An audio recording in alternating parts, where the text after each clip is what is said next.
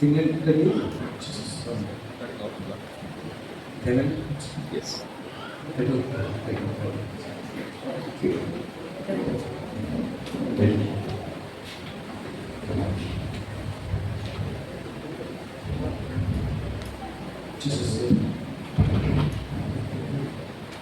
దేవుని పరిశుద్ధ నామానికి స్తోత్రం కలుగును గాక. కర్తరి పరిశుద్ధ నామమునకు మహిమ ఉండాలి. మీ మధ్యలో ఇలాగ నిలబడడానికి దేవుడు నాకు ఇచ్చినటువంటి ఈ యొక్క సమయాన్ని బట్టి దేవునికి స్తుతి చెల్లిస్తున్నాను. உங்கள் மத்தியிலே கர்த்தர் என்னை கொண்டு வந்ததற்காக நான் கர்த்தரை ஸ்தோத்திரிக்கிறேன். నాకు ఈ అవకాశం ఇచ్చినటువంటి దేవుని యొక్క సేవకులు బిషప్ మనోహర్ రాజు గారికి వారి యొక్క కుటుంబానికి எனக்கு இந்த வாய்ப்பு கொடுத்த பிஷப் மனோகர் ராஜா ஐயா அவர்களுக்கும் அவருடைய ஊழியக்காரர்களுக்கும் இயேசு நாமத்தினாலே என்னுடைய உள்ளத்தின் ஆழத்திற்கு நான் நன்றிகளை தெரிவித்துக் கொள்கிறேன். అలాగే నన్ను ఇక్కడ పరిచయం చేసినటువంటి నా సహోదరుడు పాస్టర్ గారు ఆంటోనీ రాజు గారికి కూడా నా యొక్క వందనాలు తెలియజేస్తున్నాను. என்னை இந்த இடத்திற்கு அறிமுகப்படுத்தி வைத்த அருமையான பாஸ்டர் ஆண்டனி ஜோசப் அவர்களுக்கும் என்னுடைய நன்றிகளை நான் தெரிவித்துக் கொள்கிறேன். సో ఇక్కడికి వచ్చిన తర్వాత ఈ శ్రీలంక ప్రజలుగా ఉన్నటువంటి మీ చిరునవ్వుతో కూడిన ముఖాలను చూస్తూ ఉన్నప్పుడు చాలా హ్యాపీగా ఫీల్ అవుతూ ఉన్నాను. இலங்கை தேசத்திற்கு நான் முதல் முறையாக வந்திருக்கிறேன். உங்கள் முகத்தை புன்முறுவலோடு கூட சிரிப்போடு கூட இருக்கக்கூடியதான உங்களுடைய முகத்தை பார்த்து நான் உண்மையாக நான் அகமகிழ்ந்தேன். దేవుడు మనల్ని ఎప్పుడు ఎక్కడ వచ్చాలో ఆయన చేతిలో ఉంది. கர்த்தர் நம்மை எந்த இடத்துக்கு எப்பொழுது கொண்டு செல்ல வேண்டுமோ அதை அவர் தீர்மானிக்கிற தேவனாய் இருக்கிறார். మీరు నన్ను కొంచెం క్షమించాలి, ఎందుకంటే కొంచెం నేను సిక్ అయినాను. అందువల్ల మధ్యలో ఒకవేళ ఈ దగ్గు రావడం వల్ల మీకు ఇబ్బంది ఏమైనా కలిగితే మీరు బాధపడదు. நீங்கள் என்னை தவற நினைத்துக் கொள்ள வேண்டாம். எனக்கு இந்த தேசத்துக்கு வந்தபொழுது எனக்கு இந்த வாட்டர் கொஞ்சம் தண்ணி கொஞ்சம் ஒத்துக்கொள்ளாதனால எனக்கு கொஞ்சம் நான் சற்று அந்த இருமலோடு கூட நான் அவரோடு பேசிக் கொண்டிருக்கிறேன். என் தவற நினைக்க வேண்டாம். లిటిల్ ఆడమ్స్ వెళ్ళిన తర్వాత నాకు ఈ సమస్య స్టార్ట్ అయింది. இலங்கை தேசத்துல லிட்டில் ஆடம்ஸ் ஸ்பீக் நான் சென்ற பொழுது அங்கிருந்து எனக்கு இந்த த்ரோட் இன்ஃபெக்ஷன் ஏற்பட்டிருக்கிறது. మీరు నన్ను పేరు చేయాలని మనవి చేస్తాను. நீங்கள் எல்லோருக்காக ஜெபிக்கிறீங்க, எனக்காக நீங்க ஜெபித்துக் கொள்ளும்படியாக அன்பாய் நான் கேட்டுக்கொள்கிறேன். ఓకే, సో నేను యాక్చువల్గా బంగ్లాదేశ్ వెళ్ళాలని మొట్టమొదటి నిర్ణయించుకున్నాను. நான் முதலாவதாக நான் பங்களாதேசத்துக்கு நான் சொல்ல வேண்டும் என்று சொல்லி நான் தீர்மானித்திருந்தேன். అక్కడ నాకు తెలిసిన కొంతమంది అలాగే పాస్టర్ గారికి తెలిసినటువంటి ఒక దైవజనులు ఉన్నారు. அங்கே எனக்கு தெரிந்த அருமையான சகோதரருக்கு தெரிந்ததான ஒரு ஊழியக்காரர் பங்களாதேஷ்ல இருந்தார். అయితే దేవుడు మొట్టమొదట శ్రీలంకకి నడిపించాడు. ஆனால் ஆண்டவர் என்னை முதலாக இலங்கை தேசத்துக்கு என்னை நடத்தினார். సో ఎందుకు ఆయన ఇక్కడికి నడిపించాలనేటువంటిది నాకైతే తెలియదు. எதற்காக என்னை முதலிலே கர்த்தர் இலங்கை தேசத்துக்கு கொண்டு வந்திருக்கிறார் என்பதை எனக்கு தெரியாது. 2026 సంవత్సరంలో దేవుడు నాకు ఇచ్చినటువంటి వాగ్దానం ఏంటంటే 2026 ஆண்டிற்கு கர்த்தர் எனக்கு கொடுத்த வாக்குத்தத்தம் என்னவென்று சொன்னால், నువ్వు అడుగుపెట్టు దేశంలో నేను నా కార్యములు జరిగిస్తానని చెప్పాడు. நீ செல்லும் நீ காலடி எடுத்து வைக்கும் இடங்களிலே தேசங்களிலே நான் என்னுடைய கிரியைகளை செய்வேன் என்று சொல்லி ஆண்டவர் சொன்னார். సో నేను ఇంతకు ముందు భూటాన్ దేశం వెళ్ళడం జరిగింది. நான் இந்தியாவின் அண்டை தேசமான பூட்டான் தேசத்திற்கு நான் முதலாக நான் கடந்து சென்றேன். అది భూటాన్ దేశం అయినప్పటికీ పాస్పోర్ట్ లేకుండా వీసా లేకుండా అందులోకి వెళ్ళి రావడం అనేది జరిగింది. அது அந்நிய தேசமா இருந்தாலும் அதற்கு இந்தியர்களுக்கு பாஸ்போர்ட் தேவையில்லை பூட்டானுக்குள்ளே போவதற்கு.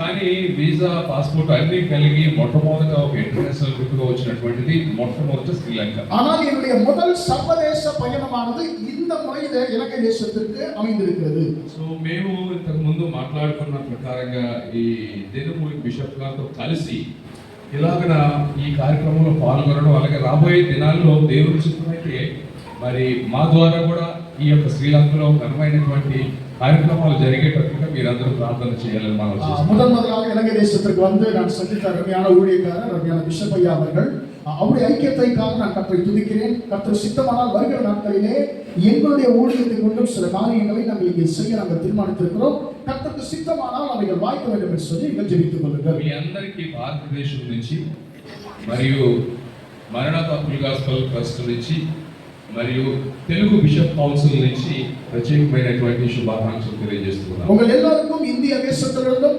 மாரநாதா ஃபுல் காஸ்பல் ட்ரஸ்ட் என்கிறதான அந்த ஸ்தாபனத்திலிருந்தும் Telugu bishop council Telugu bishop council ఎన్கிறதான ஸ்தாபனத்திலிருந்தும் உங்களுக்கு நான் வாழ்த்துதல்களை கொண்டு வருகிறேன்.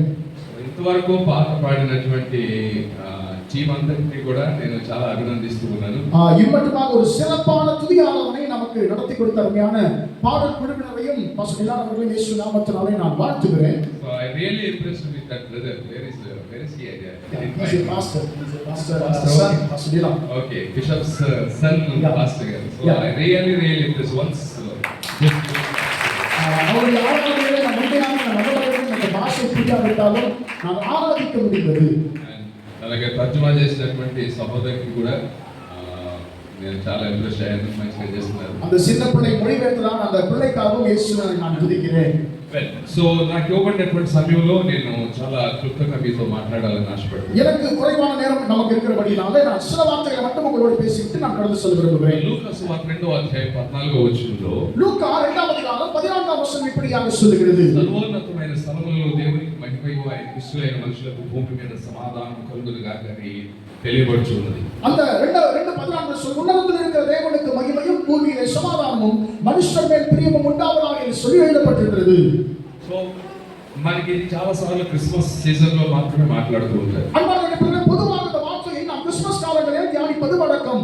కానీ ఈ యొక్క మాట ప్రతి సందర్భంలో కూడా మనం జ్ఞాపకం చేసుకోదగినటువంటిది. ஆனால் இந்த வார்த்தை எல்லா நேரங்களிலும் நாம் தியானிக்கக்கூடிய ஒரு அருமையான ஒரு வார்த்தை. సో దేవునికి ఇష్టమైన మనుషులకు భూమి మీద సమాధానం. கர்த்தருக்கு பிரியமாய் இருக்கக்கூடிய மனிதர்களுக்கு பூமியிலே சமாதானம் உண்டாவதாக. ఎవరు దేవునికి ఇష్టలుగా ఉంటారో వాళ్ళకే సమాధానం. யார் ஒருவர் ஆண்டவருக்கு பிரியமாய் இருக்கிறாரோ அவர்களுக்கு பூமியிலே சமாதானம் உண்டாகும் என்று சொல்லி வார்த்தை சொல்லுகிறது. క్రైస్తవుడు అని పేరు పెట్టుకున్నంత మాత్రాన సమాధానం రాదు. கிறிஸ்தவன் என்று சொல்லி பெயர் பெற்ற ஒருவனுக்கு மட்டும் உடனே சமாதானம் கிடைத்து விடாது. నేను చర్చికి వస్తున్నాను కదా అయితే సమాధానం రాదు. நான் సభைக்கு வருகிறேன் என்று சொல்லி சொல்லுகிற மாத்திரத்தில் సమాதாనం கிடைத்து விடாது. మనం దేవునికి ఇష్టలుగా ఉండాలి. நாம் ఆண்டவருக்கு தேவனுக்கு பிரியமானவர்களாய் இருக்க வேண்டும். దేవునికి ఇష్టమైనటువంటి వారుగా మనం నివసించాలి. கர்த்தருக்கு பிரியமானவர்களாய் நாம் கிரியை செய்து வாழ வேண்டும். దేవుడు ఎలాంటి వారికి ఆయన సమాధానం ఇస్తున్నాడో దేవుని యొక్క వాక్యంలో కనుక మనం చూసినట్లయితే யாருக்கு ஆண்டவர் சமாதானம் கொடுக்கிறார் என்று சொல்லி பரிசுத்த வேதாகமத்தை ஆராய்வோம் என்று சொன்னால் మొట్టమొదట పాపములో ఉన్నటువంటి వారికి ఆయన సమాధానం ఇస్తున్నాడు. அவர் பாவத்திலே இருக்கிறவர்களுக்கு அவர் சமாதானம் அருளுகிற தேவன் என்று சொல்லி வார்த்தை சொல்லுகிறது. సో మనకు తెలిసి పాపాత్మురాలైనటువంటి ఒక స్త్రీని రాళ్లతో కొట్టడానికి కొంతమంది తీసుకుని వచ్చారు. ஆண்டவராகிய இயேசுவிடத்திலே பாவியான ஒரு ஸ்திரீயை கல்லால் அடித்து கொலை செய்யும்படிக்கு இயேசுவிடத்திலே கொண்டு வருகிறார்கள். సో యేసు ప్రభు దాన్ని తీసుకొచ్చినప్పుడు ఆయన ఎవరిలో పాపం లేదో మొట్టమొదట ఆమె మీద రాయి వేయమని చెప్పేసి ஆண்டவராகிய இயேசு கிறிஸ்து அந்த பெண்ணை கல்லெறிய ஆயத்தமாயிருந்ததை பார்த்து சொல்லுகிறார், உங்களில் பாவம் செய்யாதவன் எவனோ அவனே இவள் மேல் முதல் கல் எறிய வேண்டும் என்று சொல்லி சொல்லுகிறார். ఎవరు కూడా ఆమె మీద రాయి వేయలేదు. ஆனால் யாருமே அவனை கல்லெறிந்து கொள்ளவில்லை. సో ఈ స్టోరీ అంతా తెలుసు కాబట్టి నేను ఎక్కువ దాని ఎక్స్ప్లెనేషన్ ఇవ్వలేదు. இதை நாம் அநேகர் அறிந்திருக்கிறோம், எனவே நான் இதை விவரிக்க விரும்பவில்லை. సో పాయింట్స్ నేను చెప్తూ ఉన్నాను. இதுல இருக்கக்கூடிய ஒரே ஒரு குறிப்பை நான் சொல்ல యేసు விரும்புகிறேன். ప్రభు ఆ స్త్రీతో మాట్లాడతారు. ஆண்டவராகிய இயேசு அந்த பெண்ணோடு கூட பேசுகிறார். ఏమ్మా ఎవరు నీ మీద రాయి వేయలేదా? அம்மா யாரும் உன்னை நியாயம் தீர்க்கவில்லை என்று கேட்கிறார். లేదు ప్రభువా. ஆண்டவர் இல்லை ஆண்டவர் என்று சொல்லுகிறார். సరే నేను కూడా నీ మీద రాయి వేయను. நானும் உன்னை நியாயம் தீர்க்க மாட்டேன், உன்னை கல்லெறிய மாட்டேன் என்று சொல்லுகிறார். సమాధానం గలదాను நீ నీవు. సమాధానத்தோட పో என்று சொல்லி ஆண்டவர் சொல்லுகிறார். హల్లెలూయా. హల్లెలూయా. హల్లెలూయా. హల్లెలూయా. ఈ రోజు ఎవరైతే ఒకవేళ ఇంకా నువ్వు పాపంలో జీవిస్తున్నట్టుగా కనబడుతూ ఉన్నావో ஒருவேளை இந்த இடத்துல இருக்கக்கூடிய நம்மிலே யாராவது இன்னும் விட முடியாத பாவத்திலே வாழ்ந்து கொண்டிருப்போம் என்று சொன்னால், తెలుసో తెలియకో ఏదో ఒక పరిస్థితుల్లో నువ్వు పాపంలో కనుక నడుస్తూ ఉన్నట్లయితే உங்களுக்கு தெரிந்தோ தெரியாமலோ இன்னும் நீங்கள் தொடர்ந்து பாவத்திலே வாழ்ந்து கொண்டிருப்பீர்கள் என்று சொன்னால், ఏదైనా పరిస్థితులు నిన్ను పాపంలోకి నెట్టివేసేటటువంటి సిచ్యువేషన్స్ నీ జీవితంలో వచ్చినట్లయితే அல்லது சில இக்கட்டான சூழ்நிலைகள் உங்களை பாவத்திலே விடத்தள்ளுகிற சந்தர்ப்பம் இருக்கும் என்று சொன்னால், అయ్యో ఈ చేస్తున్నటువంటి పని వల్ల 10 మందికి తెలిస్తే నా పదవి ఎక్కడ పోతుందని లోపల మదన పడుతూ ఉన్నప్పుడు, ஐயோ நான் செய்கிற இந்த காரியங்கள் 10 பேருக்கு தெரிந்தால் என்னுடைய மானம் என்னாவது என்று சொல்லி நீங்கள் வருத்தப்பட்டுக் கொண்டிருப்பீர்கள் என்று சொன்னால், సో నీ యొక్క జీవితంలో ఈ పాపమును బట్టి సమాధానం లేకుండా కనుక నువ్వు జీవిస్తూ ఉన్నట్లయితే, இந்த பாவத்தின் நிமித்தமாய் நீங்கள் சமாதானத்தை இழந்தவர்களாய் வாழ்ந்து கொண்டிருப்பீர்கள் என்று சொன்னால், సో ఈ రోజు దేవుని యొక్క వాక్యం ఏం తెలియజేస్తుందంటే, இன்றைக்கு கர்த்தருடைய வார்த்தை உங்களை பார்த்து சொல்லுகிற ஒரு காரியம் என்னவென்று சொன்னால், దేవుడు ఏమని నీతో మాట్లాడుతున్నాడని, ஆண்டவர் என்னவென்று சொல்லி உங்களோடு பேசுகிறார் என்று ఈ சொன்னால், రోజు నువ్వు నాకు ఇష్టమైనటువంటి బిడ్డగా మారు. இன்றைக்கு நீ எனக்கு பிரியமான முறையில் உங்களுடைய வாழ்க்கையை மாற்றிக்கொள். నువ్వు ఎప్పుడైతే నాకు ఇష్టమైనటువంటి బిడ్డగా మారుతావో, நீ எப்பொழுது உன்னுடைய வாழ்க்கையை எனக்கு பிரியமாய் மாற்றிக் నీ கொள்ளுவாயோ, జీవితంలో నిత్య సమాధానాన్ని அப்பொழுது అనుగ్రహిస్తాడు. உன்னுடைய வாழ்க்கையிலே நித்தியமான சமாதானத்தை நான் அருளுகிற தேவன் என்று சொல்லி ஆண்டவர் சொல்லுகிறார். దేవునికి మహిమ కలుగును గాక. கர்த்தருக்கே மகிமை உண்டாவதாக. హల్లెలూయా. హల్లెలూయా. హల్లెలూయా. హల్లెలూయా. సో ఎవరైనా ఒకవేళ ఏదైనా పరిస్థితుల్లో కనుక ఆరాధన జీవితాన్ని జీవిస్తూ ఉన్నట్లయితే, இப்படிப்பட்ட சூழ்நிலையிலே நம்முடைய வாழ்க்கையை நாம் வாழ்ந்து கொண்டிருப்போம் என்று சொன்னால், దిస్ ఇస్ ద టైం. இதுதான் உங்களுக்கு மனம் திரும்ப வேண்டிய நேரம். ఒకవేళ ఇటువంటి అవకాశం మనకు వస్తుందో లేదో, மீண்டுமாக இப்படிப்பட்ட ஒரு வாய்ப்பு நமக்கு கிடைக்குமோ கிடைக்காதோ நமக்கு தெரியாது. ఇటువంటి ఆపర్చునిటీ మన జీవితంలో ఉంటుందో రాదో, மீண்டும் இப்படிப்பட்ட ஒரு சந்தர்ப்பம் நமக்கு கிடைக்குமோ இல்லையో நமக்கு தெரியாது. ఆయన నేడో రేపు వచ్చేటువంటి పరిస్థితుల్లో కనబడుతూ ఉన్నారు. ஆண்டவராகிய இயேசு கிறிஸ்து இன்றோ நாளையோ அவர் எப்பொழுது வருவாரோ நாம் அறியாது இருக்கிறோம். కాబట్టి ఈ దినాన్ని నీ యొక్క జీవితాన్ని ప్రభువుకు సమర్పించు. இன்றே ரட்சக நாள், இன்றே உங்கள் வாழ்க்கையை கர்த்தருக்கு ஒப்புக் கொடுக்கிற ஒரு நாள். ఆయనలో ఆయనకి ఇష్టమైనటువంటి బిడ్డగా నువ్వు జీవిస్తే, ஆண்டவராகிய இயேசுவுக்கு பிரியமான ஒரு பிள்ளையாய் நீ வாழ்வாய் என்று சொன்னால், ప్రపంచంలో డబ్బు ఇవ్వనటువంటి సమాధానం, ஆண்டவர் இந்த உலகத்துல பணத்தினால கொடுக்க முடியாத சமாதானத்தை, కుటుంబం బంధువులు ఇవ్వనటువంటి సమాధానం, குடும்பத்துல உறவினர்கள் கொடுக்க முடியாத சமாதானத்தை, ఆస్తి ఐశ్వర్యాలు ఇవ్వనటువంటి సమాధానం, பணமோ பொருளோ ஐஸ்வர்யமோ கொடுக்க முடியாத சமாதானத்தை, పేరు ప్రతిష్టలు ఇవ్వనటువంటి సమాధానం, இந்த பெயர் புகழ் கொடுக்க முடியாத சமாதானத்தை నేను నమ్ముకున్న నా ప్రభువైన యేసుక్రీస్తు వారు ఈ రోజు నీకు ఇవ్వబోతున్నారు. நான் விசுவாசிக்கிற என் ஆண்டவராகிய இயேசு கிறிஸ்து நீ தேடுகிற சமாதானத்தை இன்றைக்கு அவர் கொடுத்து உன்னை ஆசீர்வதிக்க வல்லவராய் இருக்கிறார். హల్లెలూయా, ஹalleluya, హల్లెలూయా, ஹalleluya, హల్లెలూయా. ஹalleluya. ఆయనకు ఇష్టమైనటువంటి బిడ్డలకు భూమి మీద సమాధానాన్ని ఇస్తానంటున్నాడు. ஆண்டவர் சொல்லுகிறார், எனக்கு பிரியமான பிள்ளைகளுக்கு நான் இந்த பூமியிலே சமாதானத்தை கொடுக்கிறேன் என்று சொல்லி கர்த்தர் சொல்லுகிறார். రెండవదిగా మనం చూసినట్లయితే, இரண்டாவதா பார்ப்போம் என்று சொன்னால், ఒక స్త్రీకి దాదాపు చాలా సంవత్సరాల నుంచి రక్తస్రావం అవుతూ ఉంది. 12 வருஷமாக ஒரு பெரிய சொல்ல முடியாத ஒரு வியாதியோடு கூட ஒரு பெண் இருப்பதை பார்க்கிறோம். సో పాస్టర్ గారు బాగా తక్కువ చేస్తున్నారు. ఎందుకంటే నేను టైమింగ్స్ చెప్పట్లేదు, బట్ ఆయన మాకు చక్కగా టైమింగ్స్ జ్ఞాపకం చేస్తున్నారు. நான் டைம் அந்த விஷயத்தை சொல்லல, அவர் அந்த வருஷங்களை சொல்கிறார். Very good.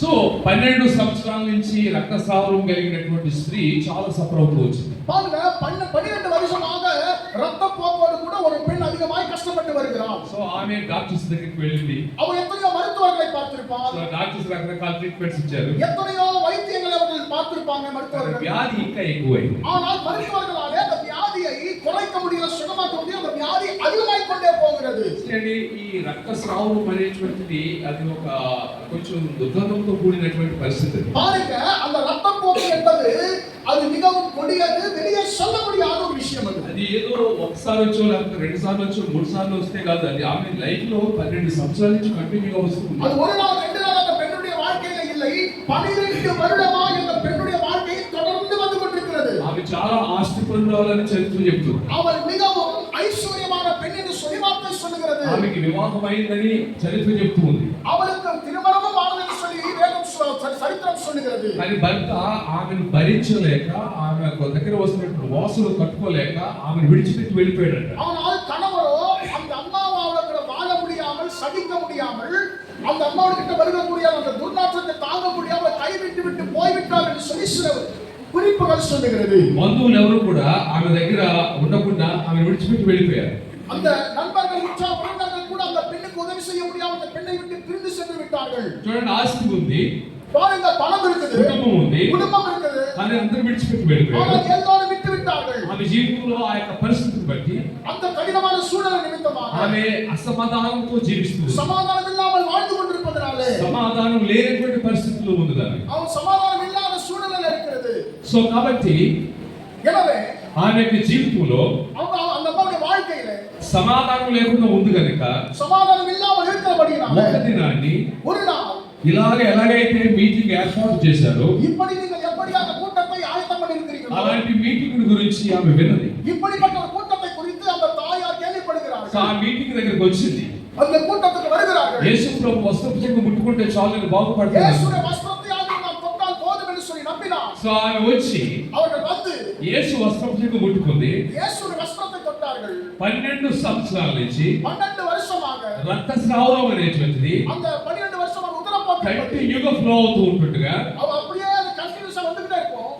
ఆ క్షణంలో అది నిలబడిపోయింది. அந்த இயேசுவின் வஸ்திரத்தை தொட்ட ஒரு நொடியில நின்று போனது. యేసు ప్రభు దగ్గరికి వచ్చినప్పుడు இயேசுவுடைய வஸ்திரத்தை இயேசுட்ட வந்தபொழுது యేసు ప్రభు వారు చెప్పారు, இயேசு சொன்னார், సమాధానం గలదై వెళ్ళిపో అని நீ చెప్పేసి. సమాధానத்தోட పో என்று சொன்னார். సో ఈ రోజు అయ్యగారు కొంతమంది గురించి ప్రవచనాత్మకంగా మాట్లాడినటువంటి సందర్భాలు. இன்றைக்கு பாஸ்டர் அவர்கள் குறிப்பிட்ட ஒருவரை குறித்து ஒரு தீர்க்க தரிசனம் பேசி இருக்கிறார். సో దేవుడు ఈ రోజు అలాంటి బలహీనతల్లో ఎవరైతే ఉన్నారో, இப்படிப்பட்ட பலவீனத்திலே நீங்கள் இருப்பீர்கள் என்று சொன்னால், ఏ సమస్యలతో ఉన్నారో, நீங்கள் எப்படிப்பட்ட சூழ்நிலையில பிரச்சனையில் ఆయన இருப்பீர்கள், మీకు ఈ క్షణంలో సమాధానాన్ని இந்த ఇవ్వబోతున్నారు. நொடியிலே ஆண்டவராகிய இயேசு உங்களுக்கு సమాధానத்தை கொடுத்து అனுప వల్లవராய் இருக்கிறார். హల్లెలూయా. హల్లెలూయా. హల్లెలూయా. హల్లెలూయా. సో ఎవరైతే ఆయనకి ఇష్టలుగా ఉంటారో யார் அவருக்கு பிரியமாய் இருக்கிறார்களோ వారందరికీ ఆయన సమాధానాన్ని అనుగ్రహించబోతున్నారు. எல்லாருக்கும் அவர் సమాధానத்தை கொடுக்கிற தேவன். చివరిగా கடைசியாக నేను ఈ శ్రీలంకకు రాకముందు இலங்கைக்கு நான் வருவதற்கு முன்பதாக నేను చాలా వరి అవుతూ நான் ரொம்ப வந்து வரி அவளுக்கு కారణం பயப்பட ఏంటంటే శ్రీలంకలో వర్షాలు వరదలు ఇవన్నీ కూడా వచ్చాయి. இலங்கை தேசத்தில் அதிகமான மண் சரிவு மழை உண்டானது சொல்லி நான் கேள்விப்பட்டேன். నేను క్యాండీ వెళ్ళినప్పుడు కానీ లేకపోతే ఎల్లా వెళ్ళినప్పుడు కానీ நான் கண்டி எல்லா என்னதான பிரதேசங்களுக்கு நான் சென்ற பொழுது చాలా కొండ చర్యలు విరిగిపోయి పడిపోయినటువంటి వాటిని చూశాను. பல மலைகளில மண் சரிவு உண்டானதை நான் பார்த்தேன். ఇల్లు కూలిపోయినటువంటి చూశాను. வீடுகள் எல்லாம் இடிந்து படுவதை நான் பார்த்தேன். సో ఈ ప్రకృతి వైపరీత్యాల వలన అనేక మంది యొక్క జీవితాల్లో సమాధానం లేనటువంటి పరిస్థితి ఏర్పడుతుంది. இந்த இயற்கை சீற்றத்து நிமித்தமாக அநேகர் சமாதானத்தை இழந்து போயிருக்காங்க. సో లోకంలో ఏర్పడుతున్నటువంటి స్థితుల వల్ల సమాధానం లేనటువంటి పరిస్థితి ఏర్పడుతుంది. உலகத்துல உண்டாகிற சூழ்நிலை நிமித்தமாக கூட சில சமாதானத்தை இழந்து போகிற சூழ்நிலை இருக்குது. ఈ లోకంలో ఏది ఉన్నా ఏది లేకపోయినా இந்த உலகத்துல என்ன இருந்தாலும் கண்ட నువ్వు இல்லாவிட்டாலும் యేసుకి ఇష్టమైనటువంటి బిడ్డగా ఉంటే நீங்கள் கர்த்தருக்கு பிரியமான வாழ்க்கை வாழ்ந்தால் ప్రకృతి పరిస్థితులు ఏ రీతిగా మనల్ని హిట్ చేస్తూ ఉన్నప్పటికైనా எப்படிப்பட்ட இயற்கை சூழ்நிலைகள் அனர்த்தங்கள் வந்தாலும் బండ మీద కట్టబడినటువంటి ఇంటి వలె கண்மலையின் மேலே கட்டப்பட்ட வீட்டை போல మన జీవితంలో సడలని విశ్వాసాన్ని కలిగినటువంటి వారమై நாம ஸ்திரமான ஒரு விசுவாசம் உடையவர்களாய் సమాధానంతో మనం జీవించగలుగుతాం. சமாதானத்தோடு நம்மால வாழ முடியும். సో దేవుడి యొక్క వాక్యాన్ని బట్టి இந்த வார்த்தை நிமித்தமாக ఎవరైతే ఆయనకి ఇష్టలుగా ఉంటారో யார் ஒருவர் கர்த்தருக்கு பிரியமாய் இருப்பார்களோ పాపములో నుంచి దేవుడు వారికి సమాధానాన్ని ఇస్తూ ఉన్నాడు. கர்த்தர் பாவத்தில் அவர்களுக்கு விடுதலை கொடுக்க வல்லவராய் వ్యాధులు బలహీనతలో నుంచి సమాధానాన్ని ఇస్తూ ఉన్నాడు. வியாதியிலிருந்து பலவிடுத்து விடுதலை கொடுக்க வல்லவராய் ప్రకృతి వైపరీత్యాలు మిగిలినటువంటి పరిస్థితుల నుంచి ఆయన సమాధానం இயற்கை சீற்றத்தினால் உண்டாகும் பயங்கரத்தின் ஆண்டவர் விடுதலை கொடுக்கக்கூடியவர். ఈ మీటింగ్ లో இந்த கூட்டத்திலே సో మీలో ఉన్న ప్రతి ఒక్కరు కూడా உங்களில் இருக்கிற எல்லாரும் ఏదో ఒక ఈ పరిస్థితిలో ఉన్నటువంటి వారు இப்படிப்பட்டதான ஒரு கடினமான சூழ்நிலையில் இருந்தாலும் దేవుడు கர்த்தர் ఖచ్చితంగా கண்டிப்பாக మీకు உங்களுக்கு సమాధానాన్ని సమాధానத்தை అనుగ్రహించబోతున్నాడు. கர்த்தர் సమాధానத்தை கொடுக்க అటువంటి போகிறார். ఆశీర్వాదంతో దేవుడు దీవించారు. அந்த ஆசீர்வாதத்தை கர்த்தர் கொடுப்பாராக.